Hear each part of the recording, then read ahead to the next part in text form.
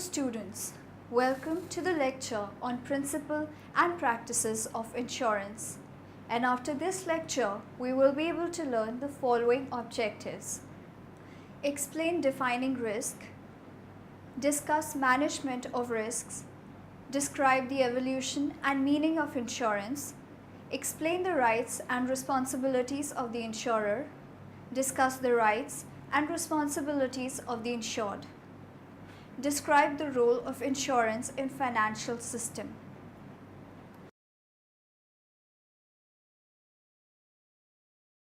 Let's start with the concept of principle and practices of insurance. Risk is the fundamental element that influences financial behavior. In its absence, the financial system necessary for efficient allocations of resources would be vastly simplified.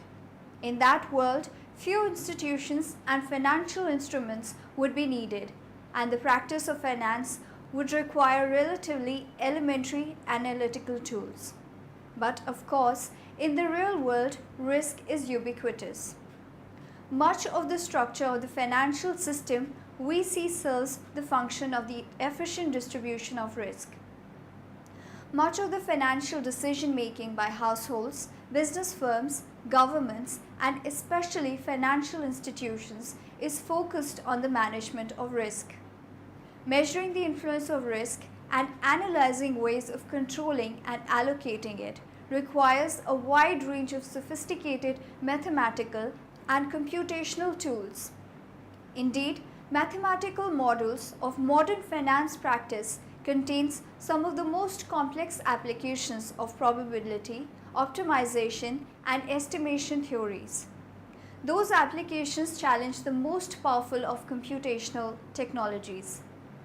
Risk management provides a comprehensive introduction to the subject. Presented within the framework of a financial institution, it covers the design and operation of a risk management system, the technical modeling within that system, and the interplay between the internal oversight and the external regulatory components of the system. The range of topics is broad but evidently carefully chosen for its applicability to practice. Risk management. Hi, this is Marudha Pandin here to give a quick intro of how to manage risks that occur during projects. So what is risk actually? A risk is something that may or may not happen. Let's go with an example. Assume that you have an important meeting to attend that you don't want to miss. To arrive at time you have to find all the risks that are lying ahead in your journey.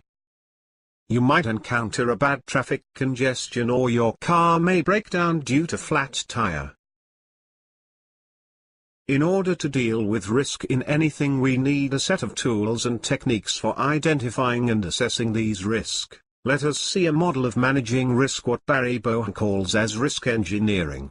The stages are: 1. Risk identification, 2. Estimation, 3. Evaluation, 4. Planning, 5. Control, 6. Monitoring, and finally we have directing and staffing. Risk identification is listing all the risk that can affect the successful execution of the project. Risk estimation is about assessing the impact of each risk and their likelihood. Risk evaluation is about ranking the risks and determining the strategies for solving the risk. Planning is about developing plans to solve the risk and add it to the right place in the project progress to avert the risk. Control is the main function of the manager to minimize risks and react to the problems that might occur in the project. Monitoring is an ongoing activity to assess the importance and likelihood of the risk as the project proceeds. The last stage is the work of the manager to direct the staff and provide resources to them to tackle the risk. Risk engineering must be carried out by a separate team to effectively identify and solve the risks. These steps only provides a framework for managing risk. One should design techniques as per their needs. Let us now discuss defining risk. Risk is part of every human endeavor. From the moment we get up in the morning, drive or take public transportation to get to school or to work until we get back into our beds, we are exposed to risks of different degrees.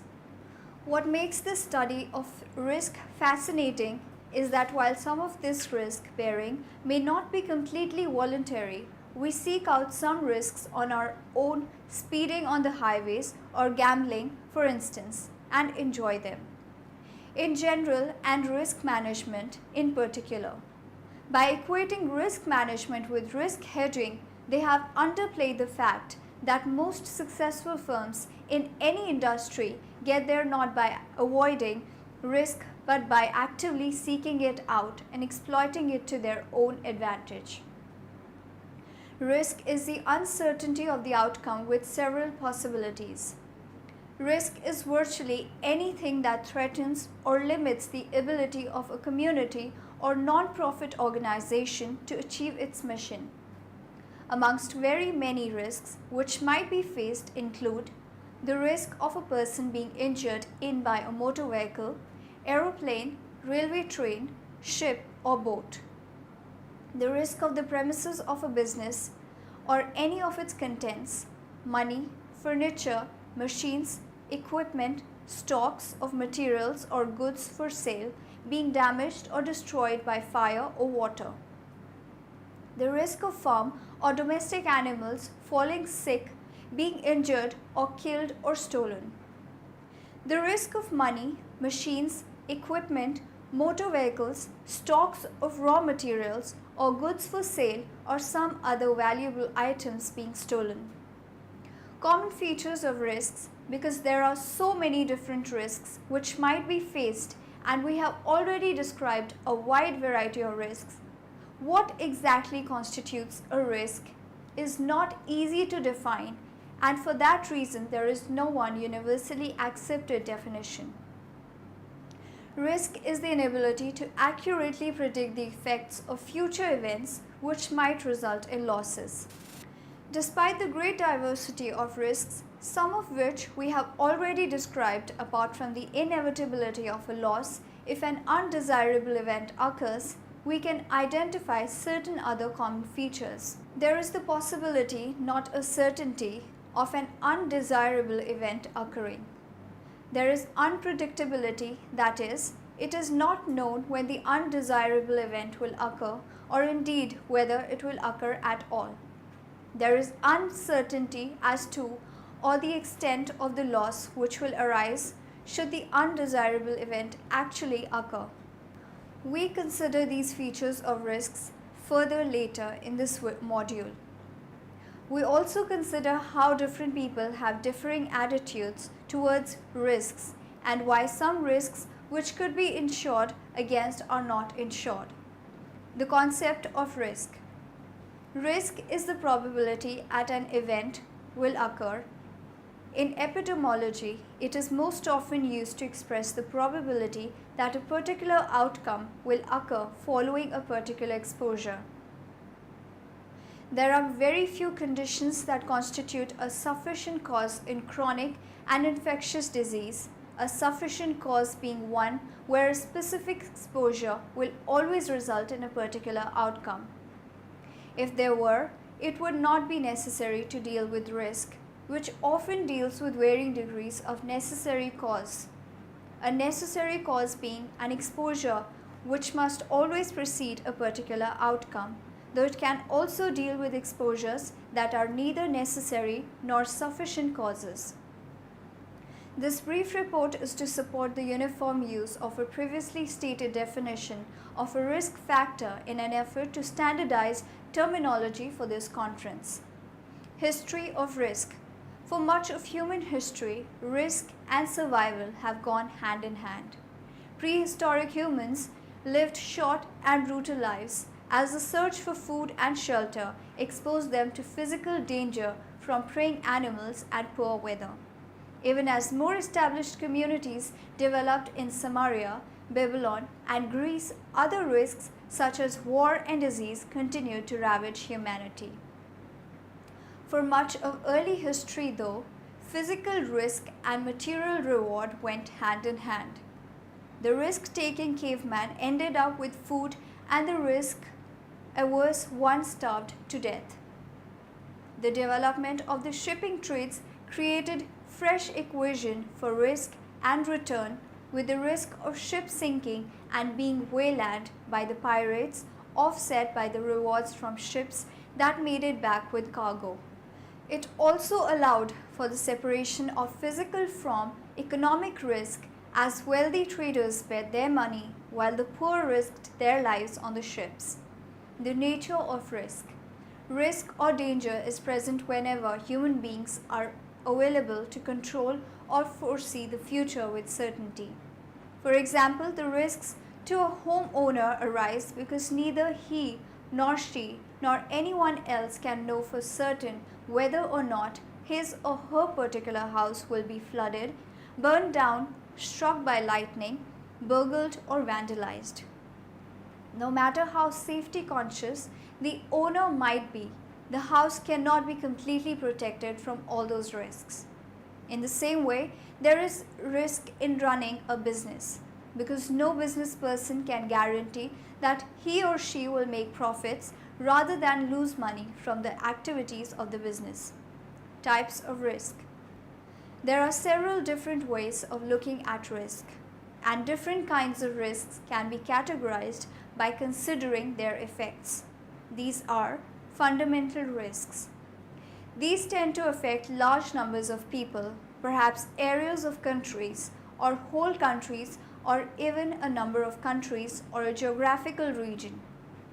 Their effects are either on the community in general or on groups of people, and they cannot be controlled even partially by any one person. Such a risk is present in the forces of nature. The weather, for example, cannot be controlled or influenced by individual action. Incidences of volcanic eruption, tidal waves, and tsunami, floods, earthquakes, and similar natural phenomena cannot be controlled, and the extent of damage devastation which they might or might not cause cannot be predicted. Another example of fundamental risk is the economy of a country. That is because the effects of, say, inflation, increases in costs, prices, etc., or mass unemployment are beyond the influence of individuals. Particular risks. In contrast, these refer to risks whose future outcomes or effects can be partially controlled, although not predictably, by individuals or groups of people. They arise, for example, from an individual's decision to drive a motor vehicle or to own a property or even to cross a road. Much depends on the individual's action and level of care or lack of care and attention. Because particular risks are the responsibility of individuals, each person must live with their consequences, although in many cases the effects can be alleviated by insurance. We say that such risks are insurable. Strategic risk is probably one of the hardest ones to get your head around. But it's those big macro things that people don't normally think about. For example, if we as an employer aren't thinking about the kind of people we need in 2 years' time and training and developing them, the risk is, and doing something about it now, the risk is that we find out in 2 years' time we haven't got the people we need to run a business. So that's like a strategic risk.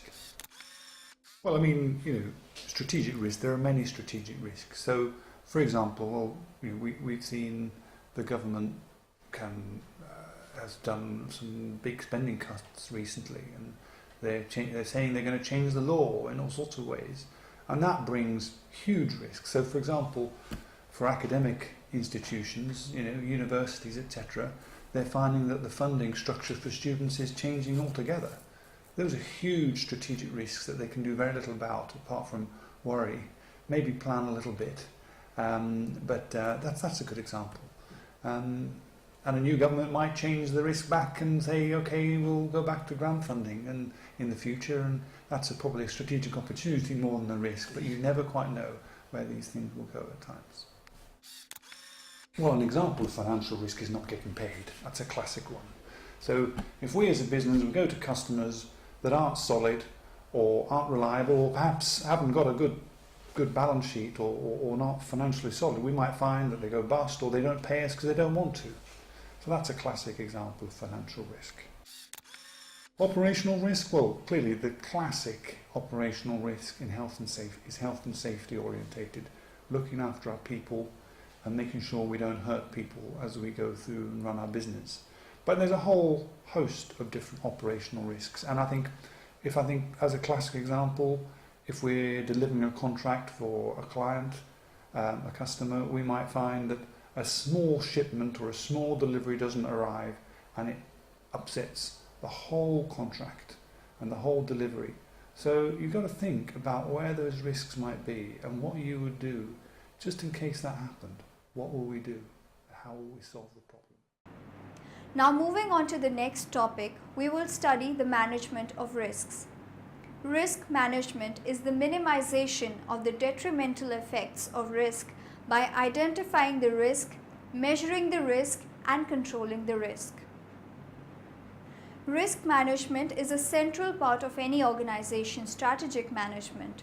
It is the process whereby organizations methodically address the risks attaching to their activities with the goal of achieving sustained benefit within each activity and across the portfolio of all activities. The focus of good risk management is the identification and treatment of these risks. Its objective is to add maximum sustainable value to all the activities of the organization. It marshals the understanding of the potential upside and downside of all those factors which can affect the organization. It increases the probability of success and reduces both the probability of failure and the uncertainty of achieving the organization's overall objectives. Risk management should be a continuous and developing process which runs throughout the organization's strategy and the implementation of that strategy. It should address methodically all the risks surrounding the organization's activities, past, present, and in particular future. Supporting the organization's objectives by providing a framework for an organization that enables future activity to take place in a consistent and controlled manner. Improving decision making, planning, and prioritization by comprehensive and structured understanding of business activity, volatility, and project opportunity threat. Contributing to more efficient use, allocation of capital and resources within the organization. Reducing volatility in the non-essential areas of the business. Protecting and enhancing assets and company image. Developing and supporting people and the organization's knowledge base. Optimizing operational efficiency. Let's know the meaning of the evolution and meaning of insurance. Insurance is nothing but a system of spreading the risk of one onto the shoulders of many. While it becomes somewhat impossible for a man to bear by himself 100% loss to his own property or interest arising out of an unforeseen contingency, insurance is a method or process which distributes the burden of the loss on a number of persons within the group formed for this particular purpose. Basic human trait is to be averse to the idea of risk-taking. Insurance is the science of spreading of the risk. It is the system of spreading the losses of an individual over a group of individuals. Insurance is a method of sharing of financial losses of a few from a common fund formed out of contribution of the many who are equally exposed to the same loss.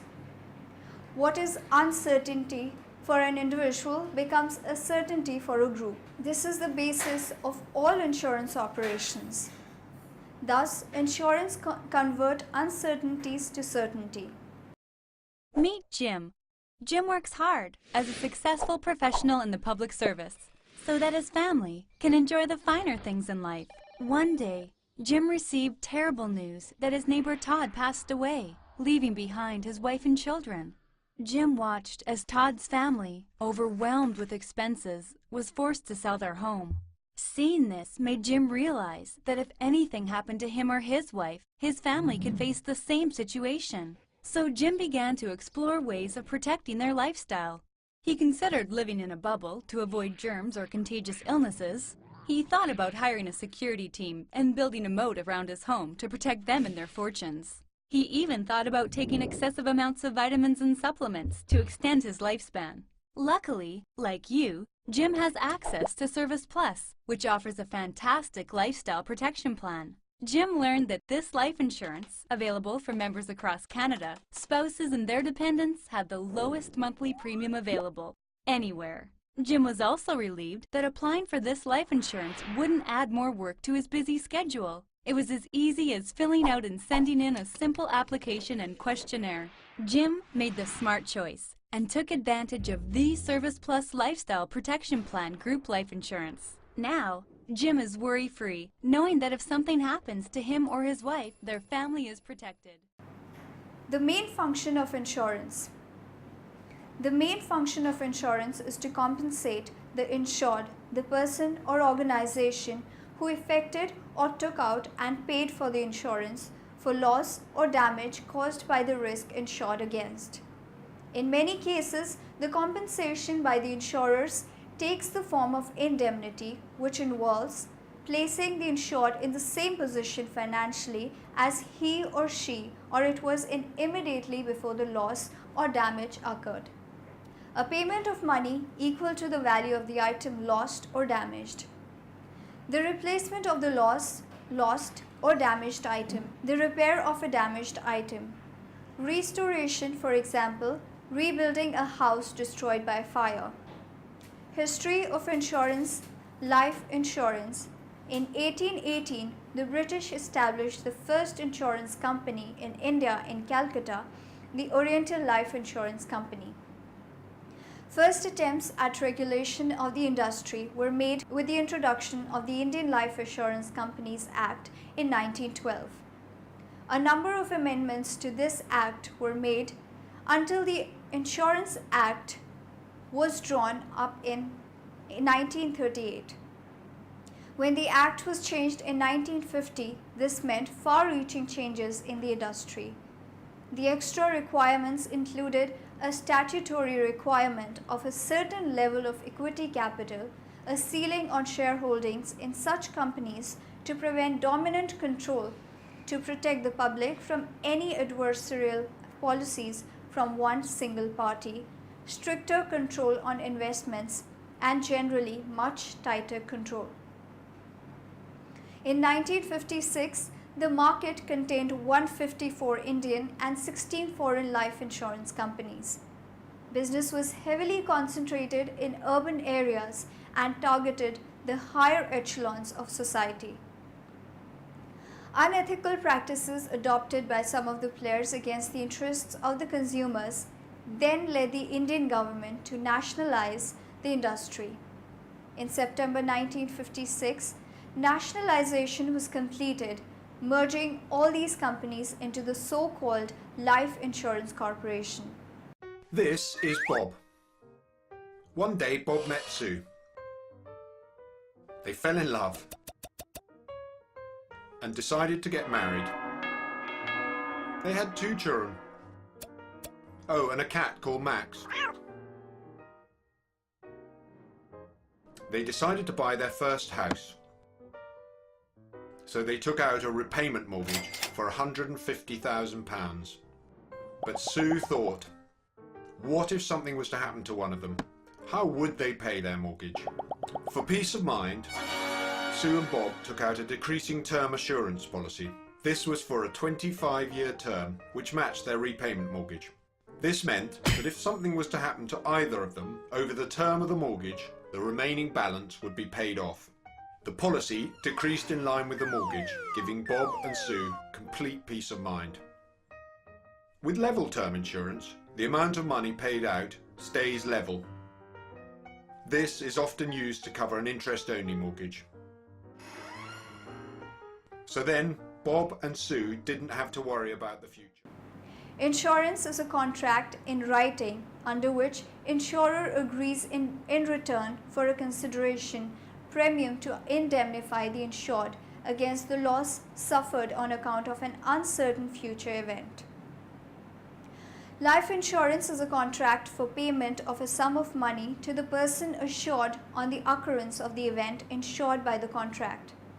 An insurance policy is a legal contract.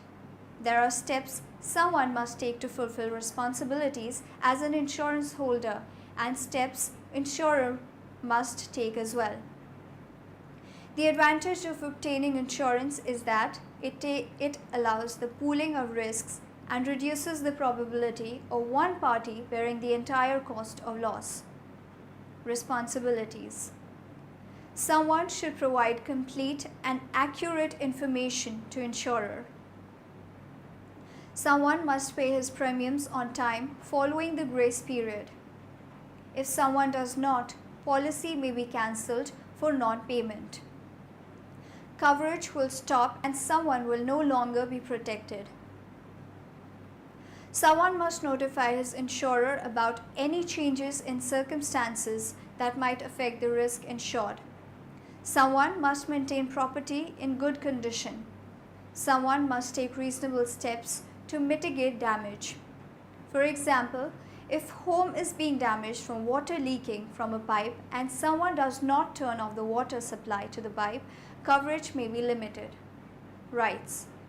One has the right to be fully and clearly informed about policy, coverage and the claims settlement process, about how insurers calculate prices and about who is providing compensation to broker or agent for the sale of insurance. One has the right to professional service from agents and brokers who are well informed about the products they are selling and who treat one with fairness and integrity. One has the right to timely complaint resolution if one is not satisfied with the service one has received. If one have a complaint, contact provincial regulator.